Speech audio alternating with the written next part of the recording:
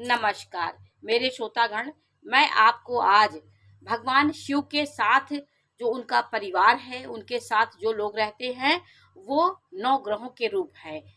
कौन से ग्रह किस रूप में विराजमान है, गणेश के रूप में कौन विराजमान है, कार्तिक के रूप में कौन विराजमान है, इस बारे में जानकारी दे रही हूँ कि भगवान शिव का जो तेज है वो सूर्य है। उनका जो तेज पुंज है वो सूर्य का ग्रह है। और बुध ग्रह क्या है? भगवान गणेश के ही रूप में बुध ग्रह उनके पास विराजमान रहते हैं। कार्तिकेय मंगल के स्वरूप हैं।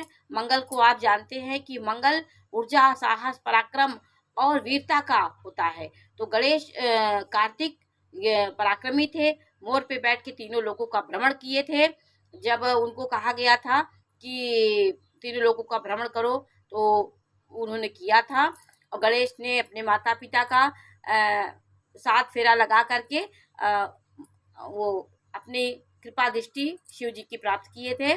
और उनका पराक्रम था, इनके पास विवेक था। तो गणेश जी विवेक की मूर्ति है, स्वरूप है। चंद्रमा माथे पर विराजमान है शिव जी के, जो शीतलता का प्रतीक है, ममता का, करुणा का और ममतत्व का प्रतीक है, मानसिक शांति का। और मानसिक में जितने भी उत्पात होते हैं, शिव जी के पास वो शांत हो जाते, इसलिए 9 ग्रह शिव जी के पास विद्यमान होते हैं। आपके शुक्र माता पार्वती का स्वरूप है, माँ शक्ति का प्रतीक है, नारी शक्ति का प्रतीक शुक्र है।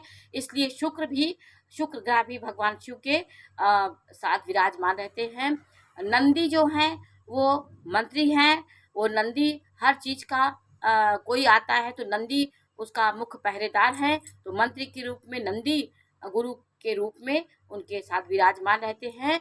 उनके द्वार पर नंदी का गुरु का स्वरूप है नंदी। और शनि भगवान ये भगवान के शिव के शिष्य हैं। और राहु क्या है? वो नाग वंश के स्वरूप है। केतु भी नाग वंश के स्वरूप है।